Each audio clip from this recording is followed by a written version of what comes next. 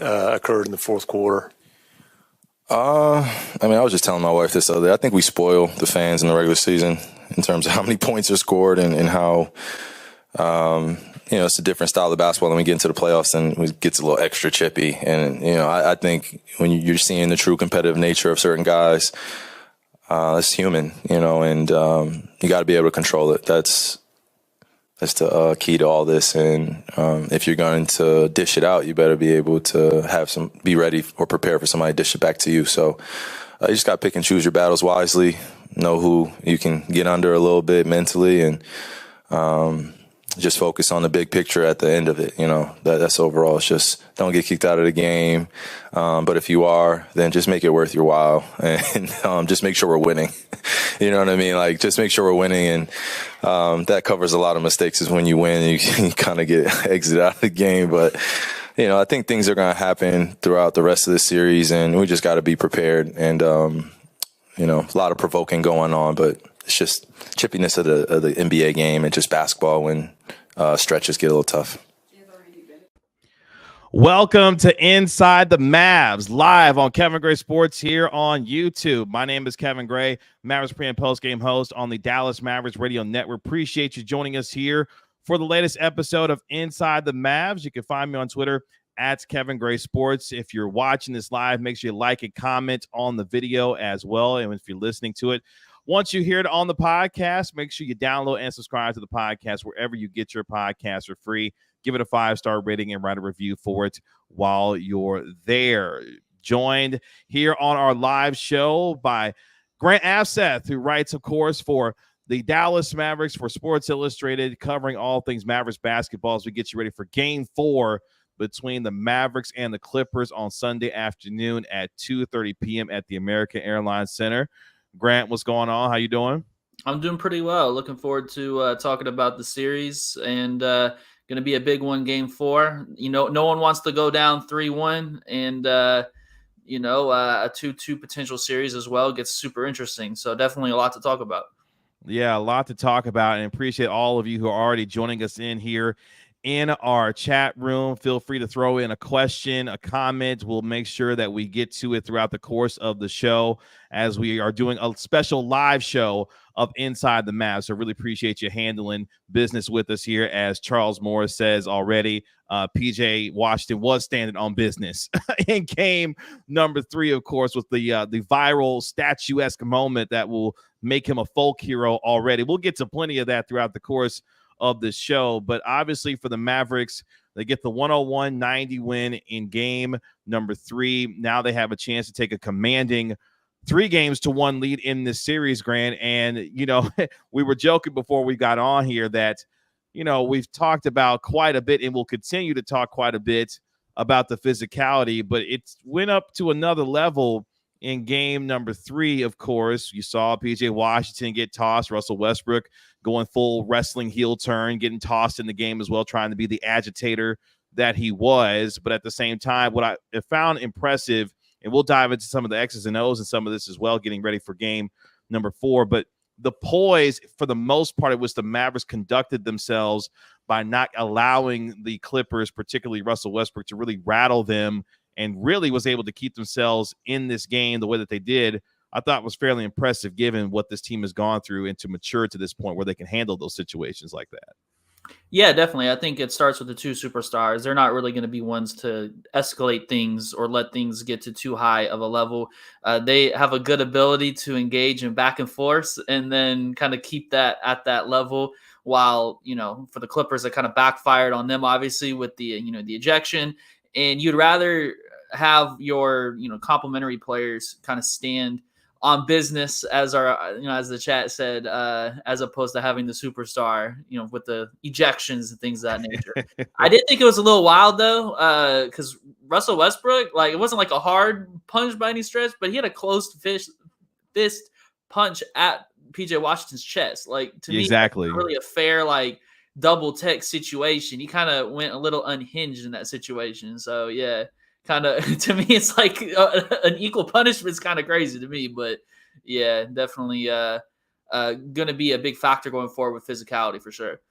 Yeah, bringing back that same defensive mentality and having each other's back. I see you, Jay, 1983. Yeah, that's what the Mavericks were definitely doing in game number 3. And it's funny because Westbrook, my man, got a flagrant foul after, knocking out, almost, Josh Green in the earlier portion of the game. Then he gets the double technical, with, turning around Luka and then putting his forearm into PJ Washington's chest after Washington pushed him in the back, both of them getting tossed in the game. But obviously you want to continue that kind of force and mentality. And one of the things that I want to see going into game 4 as we start to break this down and what we look forward toward game number 4 is the Mavericks were able to reestablish the vertical game in this series, especially in game 3 with Daniel Gafford and Derek Lively II. And I thought the two of them in particular set the tone in game 3 in the middle with Gafford's ability to finish at the rim. He had, 4 points and 3 offensive rebounds within the first 3 or 4 minutes. Derek Lively II getting involved in pick and roll situations, being able to finish at the rim as well. What did you see from a tactical standpoint that allowed the Mavericks to get back to that vertical game that they could hopefully utilize again going into game 4 on Sunday?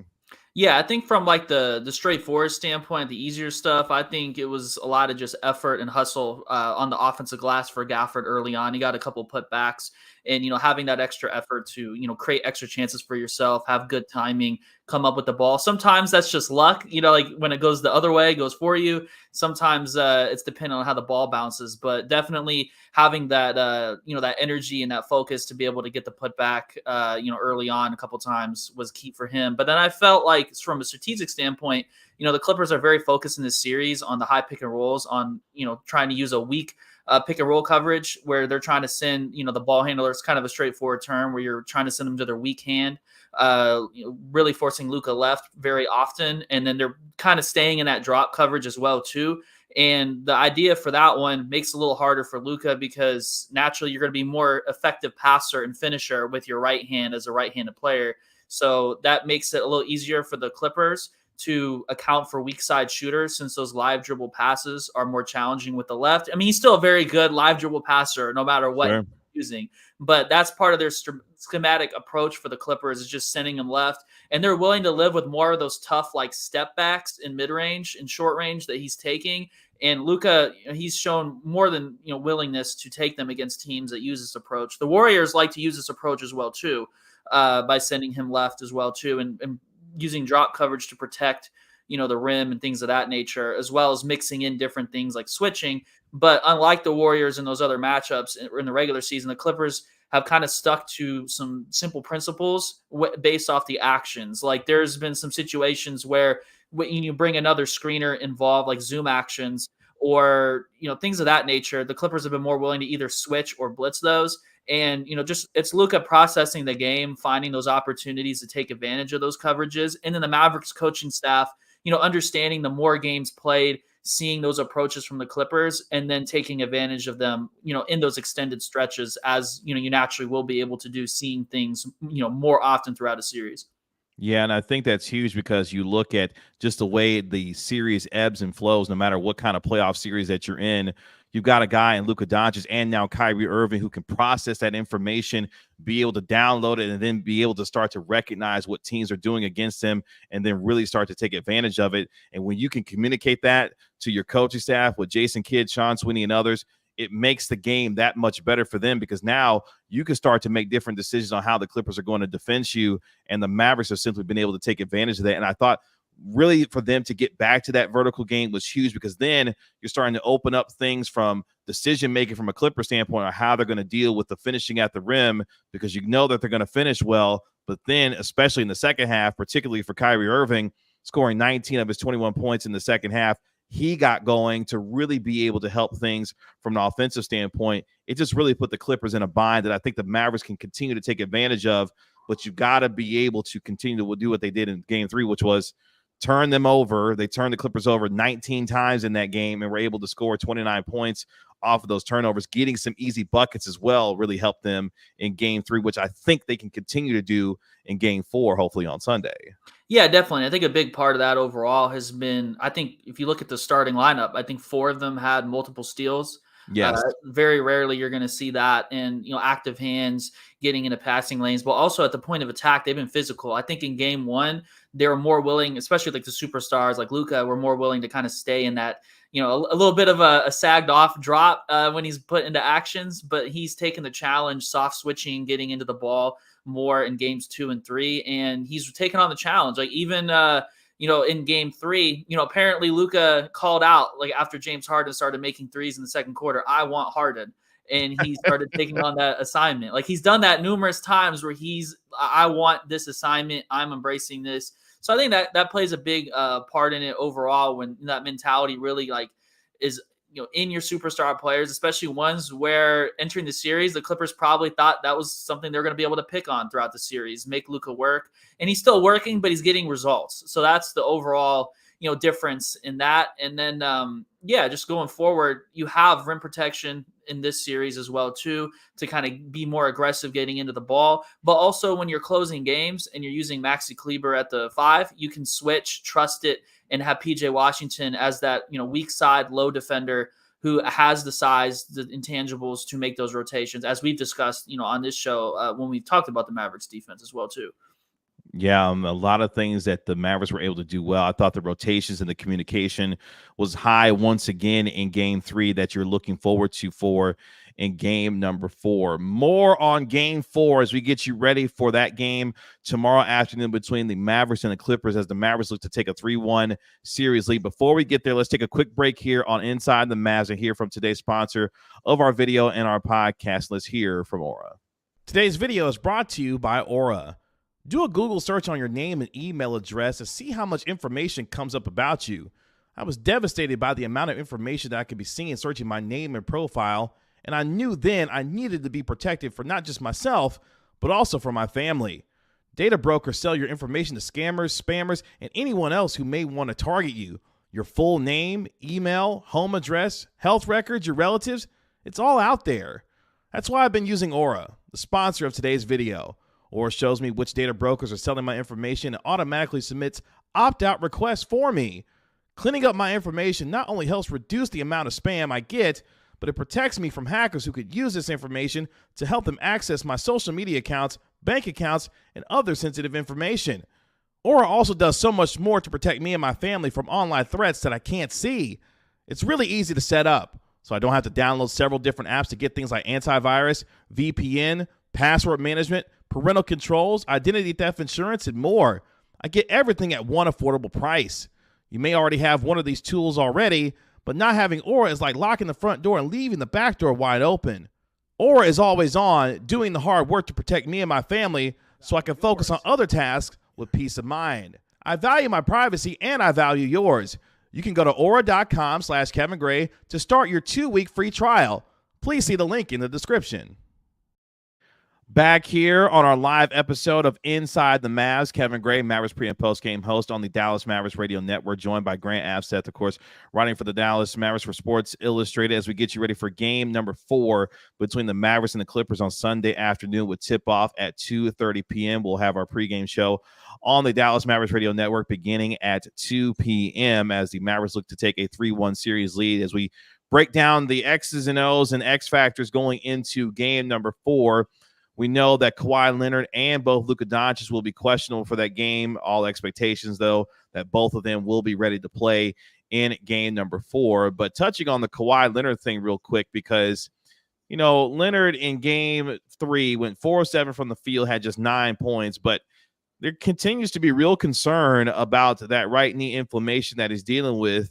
Some ominous words from Ty Lue on Saturday about, his availability, and if he can't go, he wouldn't be able to, but they're going to obviously see if he can try to play on Sunday. How does that change the way that this outlook of this series is? Because I feel like in some ways, especially what we saw in game 1, the Clippers looked a lot more loose and a lot more free-flowing in the way that they were able to get after the Mavericks. Since Kawhi's come bappen not seeing the same team offensively for the Clippers in that way. What are you seeing when it comes to Los Angeles there? Yeah, I think when you add a player that you're used to having as your top player that you really run things through, and he's not able to gear up and play in that way, I think it definitely creates a sort of like disconnect in an offense, they became a lot more stagnant. Game 2, a big part of that, was that kind of hyper focus on hunting Luka that backfired. But game 3, we still saw it, and it actually regressed for the Clippers. They scored only 90 points. That was the lowest of any Mavericks opponent all season. And Kawhi Leonard took 7 shots, played 25 minutes on a minutes restriction. That's, I think, the big detail there too, where he's going backwards, where he played the 30 plus minutes in game 1. And then now all of a sudden he's being capped at 25 minutes the game after. That's naturally going to be a concern. And I think he hasn't even gone through full contact yet, because naturally the Clippers haven't had a contact practice yet, during their preparation process for the series, like since it started, and they've tried to work Kawhi Leonard back. But still, that's still not an opportunity for him to really work his way back into rhythm. And I think when you have 4 overall big name players that are used to being able to just say, all right, I'm going to be able to, take matters into my own hands, make plays for my team with the ball, and you're trying to find that balance where you're not really even having a full game to find the balance with Kawhi integrated in the mix, that becomes awkward in a sense. And I think that's what we're seeing in the, games 2 and 3, where they even scored fewer points than they're already 93 points in game 2. Yeah, because when you look at the Clippers throughout the course of the year, this was a team that was 4th in the NBA in offensive rating, a team that was 6th in the NBA in terms of overall field goal percentage, and 6th in the NBA shooting 38% from 3 during the regular season as well. And they have not shot the ball well at all, really, in this series, particularly in games 2 and 3. You go back to game 3, they shot 34% from 3, but they were just, they went 32 of 70 overall from the field. At 45%. It's funny because the Mavericks, they went 39 of 86. They shot 45% from 3 or from the field, which was just a shade lower. The Clippers shot 45.7.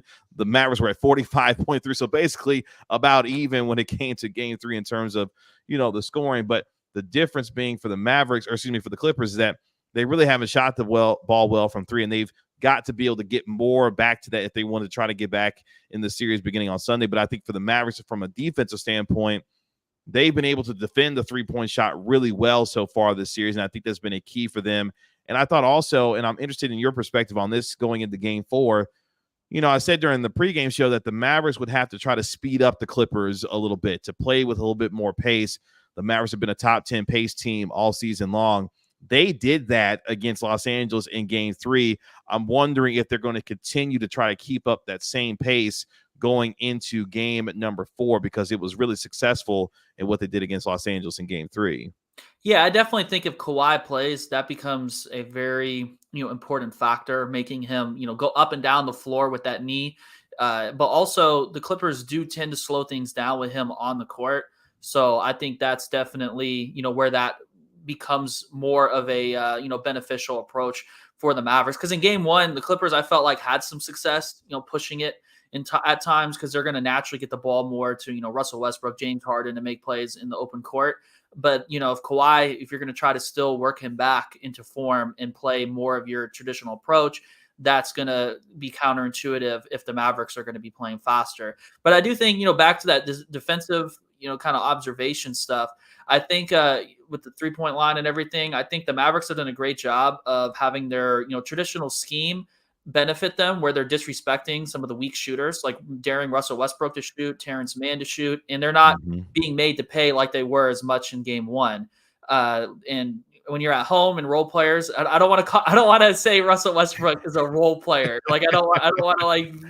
Technically he is at this point. Yeah, he's a 6 man coming off the bench at this but point. Like I don't want to be like diminishing, like his overall standing in the NBA. But like in general, like when you have players that are playing off the ball more, that are those weaker shooters, if you can dare them to shoot and they're not getting those results, and you're also a team that likes to send an early low man to pack the paint, which Paul George really credited after, game 2 for being a big factor for the Mavericks, where, they're making it very hard to get into the paint for the Clippers.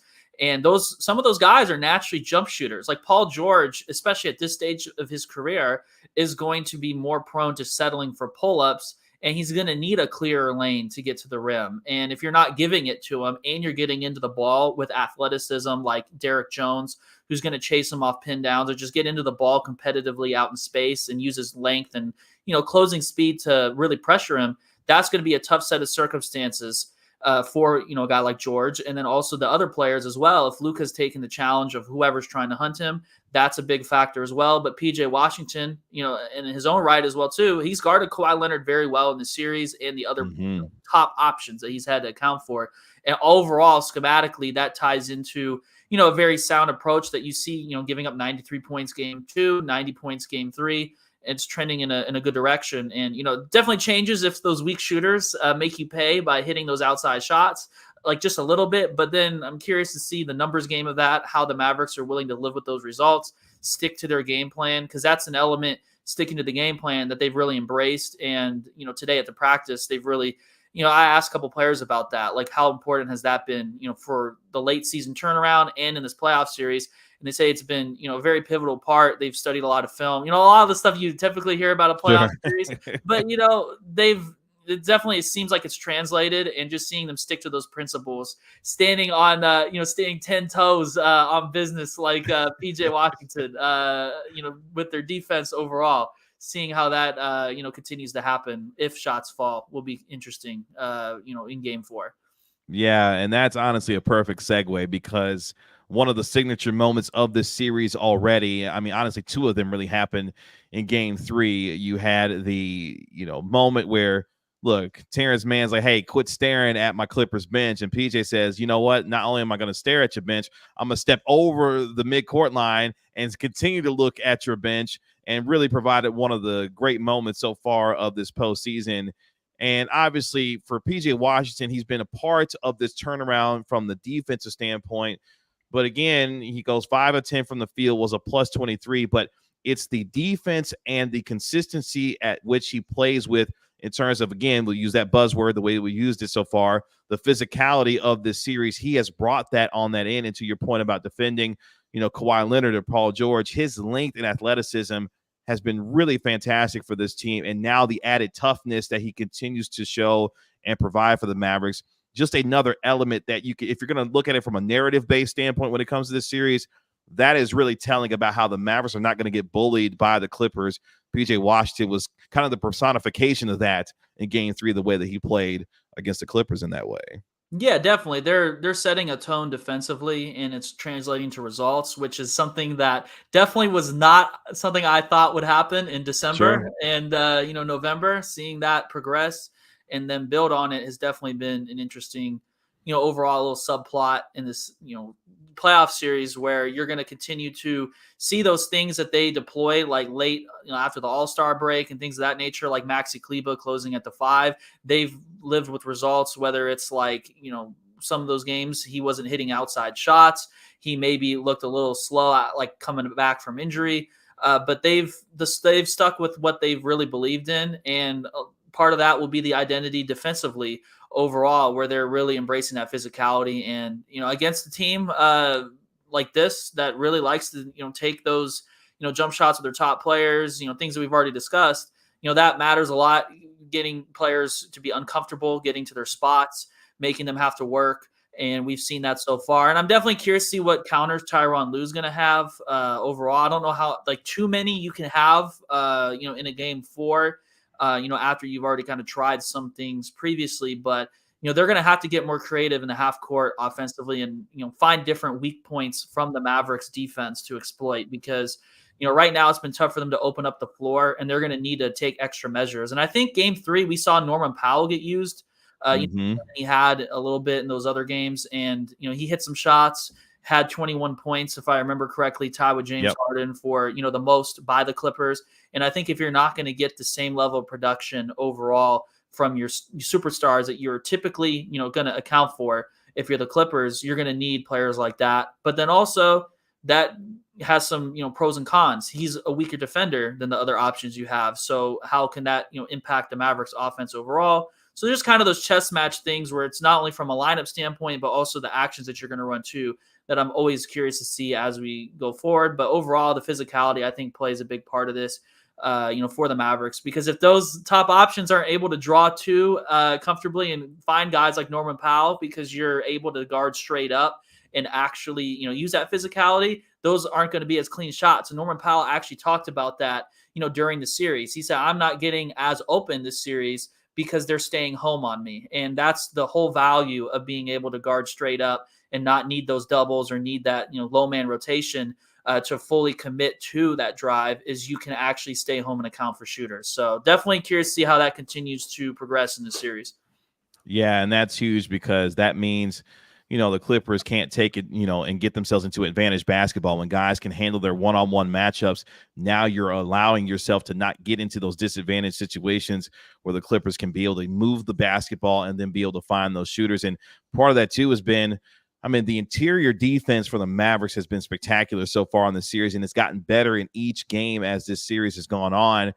You saw one of the other signature moments in Game 3, Daniel Gafford meeting Paul George at the summit and denying him, on that dunk attempt. And what I loved about it was, Gafford blocked that shot with his offhand. He blocked that shot with his left hand and sent Paul George packing. And I think, if you're looking for another key going into Game 4 is, can the interior defensive presence of the Mavericks continue to play well? And Daniel Gafford hopefully staying out of foul trouble in this game. In Game 2, he was really able to stay out of foul trouble based off of what the Mavericks, if I remember correctly, he had one personal foul in game 3, which is huge because one of the things that he had trouble with, as the season went on, was staying out of foul or getting into foul trouble. He was able to do so, in Game 3. That to me is another huge factor. The interior defense of Lively and Gafford continuing to fortify that middle so that you can continue to stay in your one-on-one matchups, and those guys can help clean up things on the back end if they happen to break down based off of what may be happening in front of them in that way. Yeah, definitely. I think now at this point of the series too, things are settled in as players. Like I think Game 1, especially scoring, like not the defensive side of the ball, but the scoring 30 points in the first half of Game 1, there was some nerves as well too.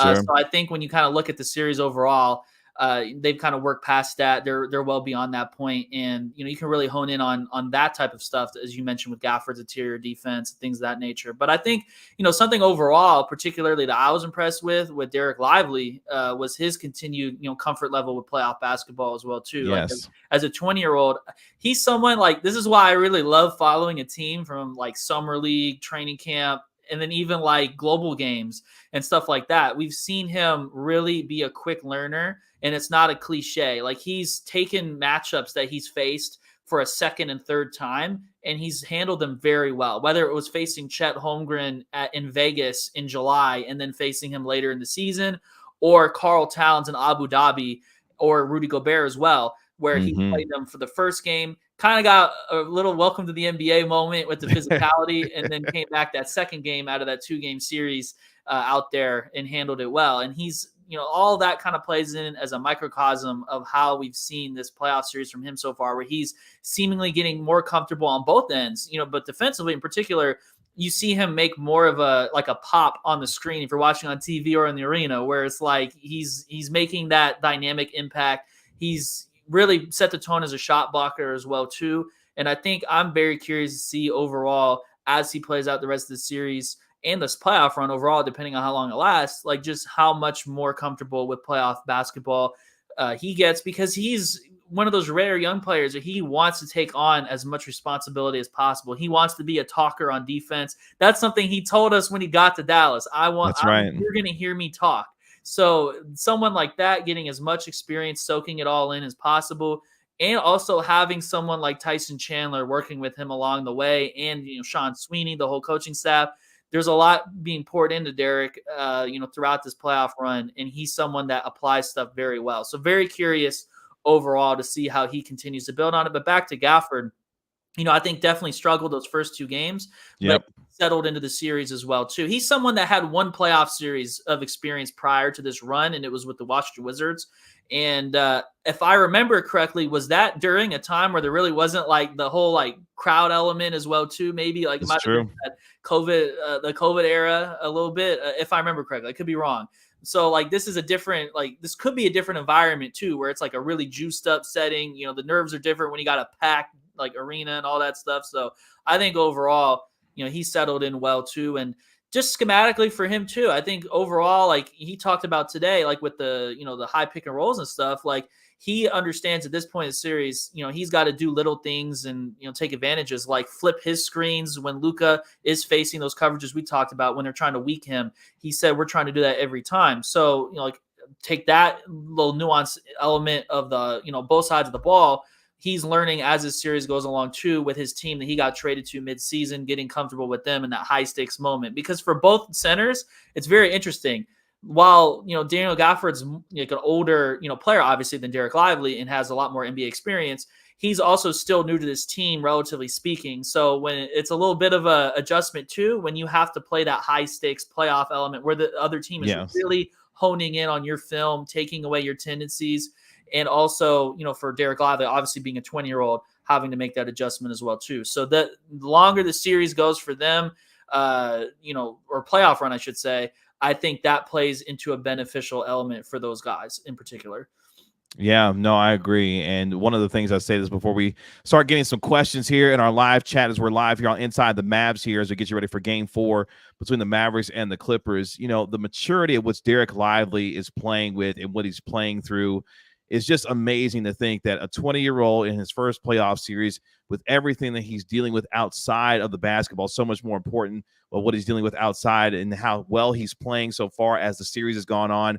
It just speaks to his growth throughout the course of the year. And as you mentioned, watching and chronicling that through the beginning of the season to now has been a joy to watch. And for him, I love the fact that his confidence continues to grow and he's able to really communicate that to not only himself, but to everyone who he talks to be able to give you a better idea and window to what he's been able to do to improve throughout the course of the year. So Derek Lively, I've enjoyed watching his growth throughout the course of the year. And for Mavericks fans, I'm sure they've loved having and watching him play throughout the course of the year. Let's take some questions here on Inside the Mavs as we get you ready for game number 4 on Sunday. One thing that we haven't necessarily touched on yet, but at the same time, I think is one thing that Mavericks fans have as a concern is, Dončić Exum hasn't played, great as of yet in this series, hasn't really settled in too much into the series. And one of the questions that we have from Charles Morris is, what players do you think need to step up for the Mavs to win this series? And I think Dončić Exum is part of that question in mind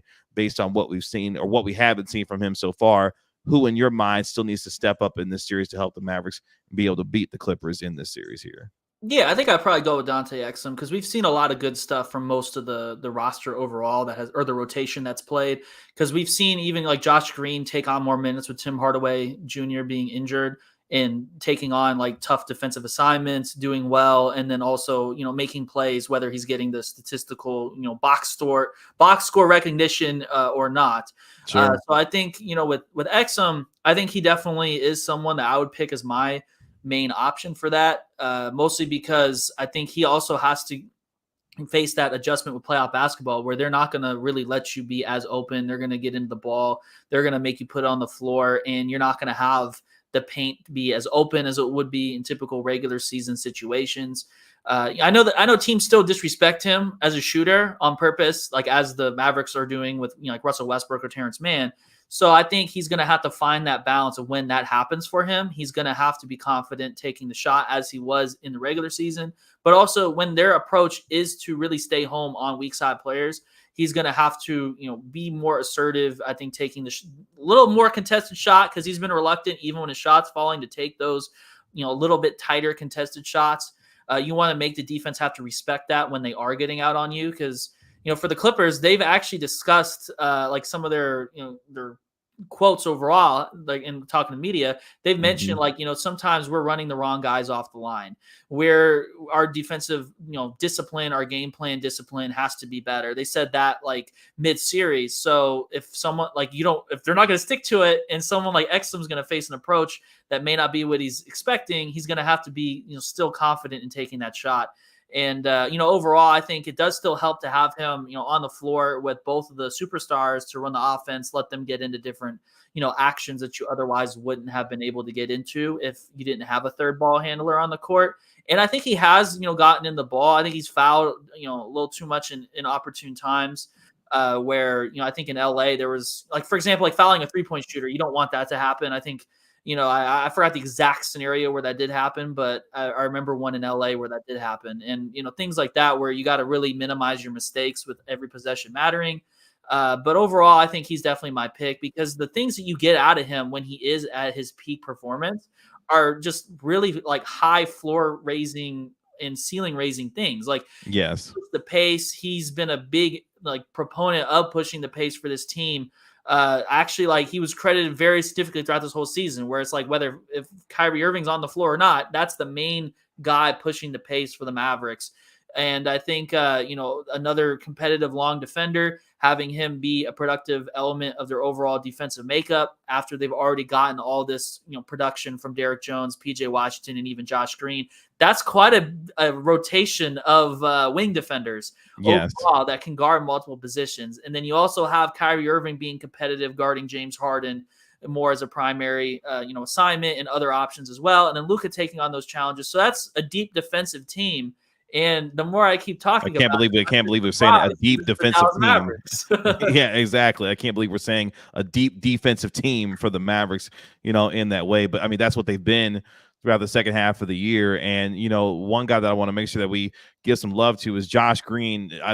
Again, another guy who has gotten better as this series has gone on. The energy that he's provided, making winning plays. You talk about the kind of winning plays that Dante Exum has made throughout the course of the year.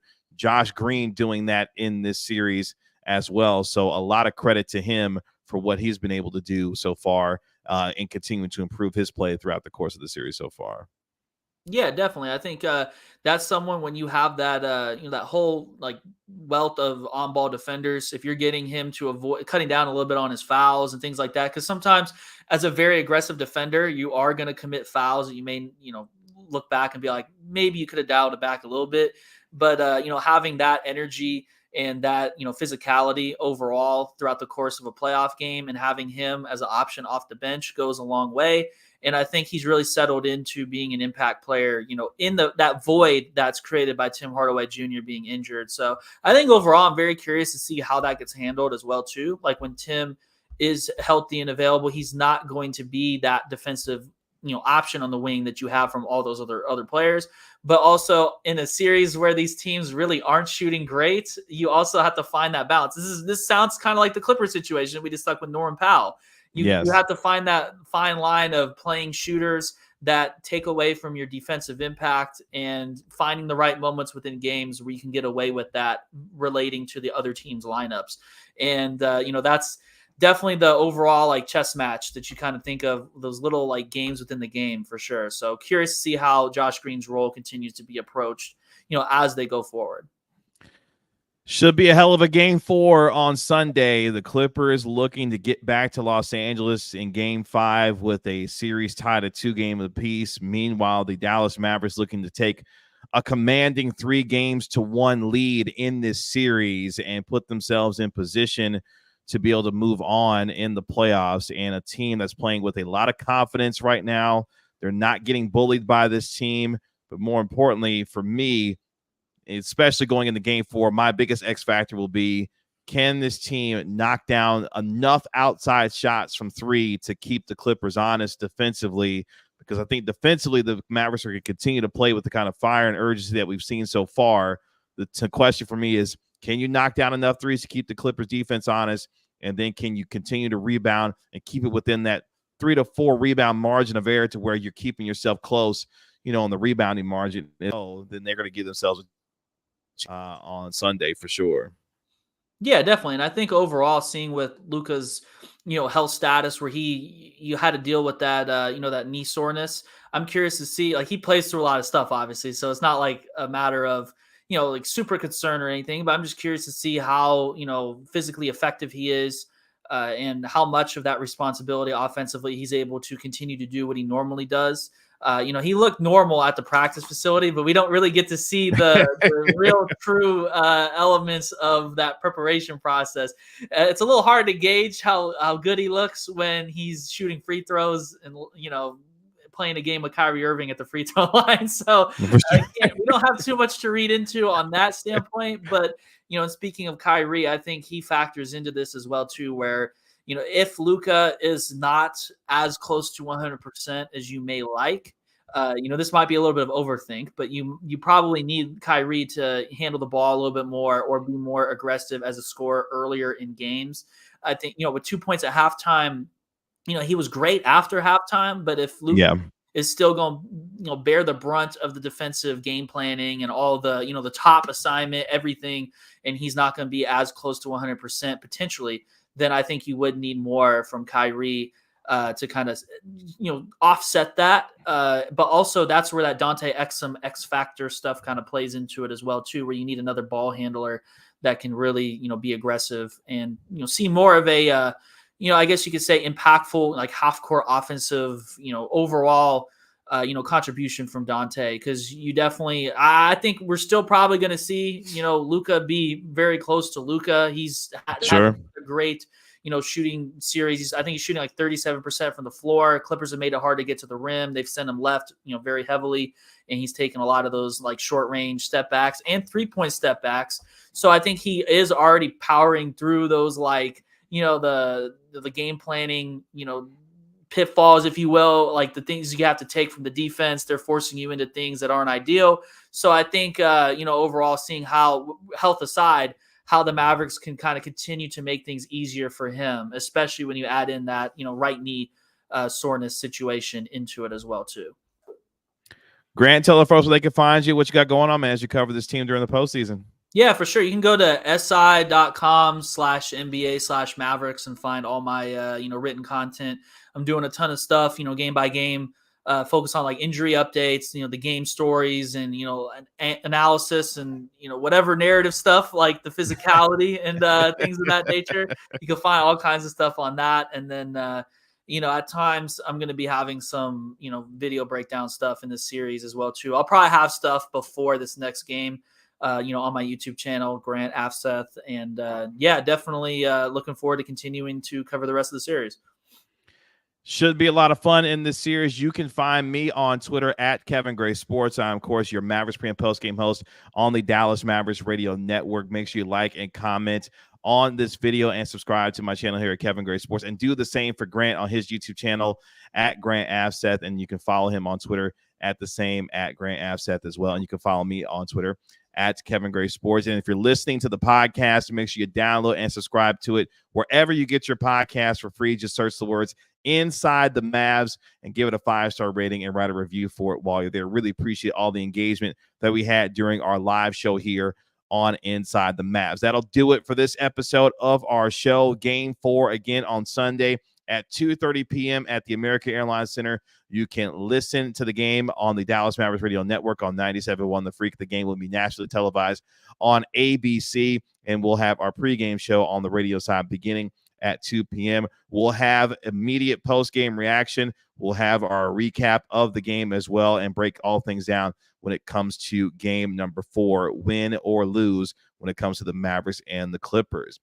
For Grant Afseth, my name is Kevin Gray, your Mavericks pre- and post-game host on the Dallas Mavericks Radio Network. This has been Inside the Mavs. Thank you again for joining us here on our live show of our live presentation of Inside the Mavs. We'll talk to you later. Peace.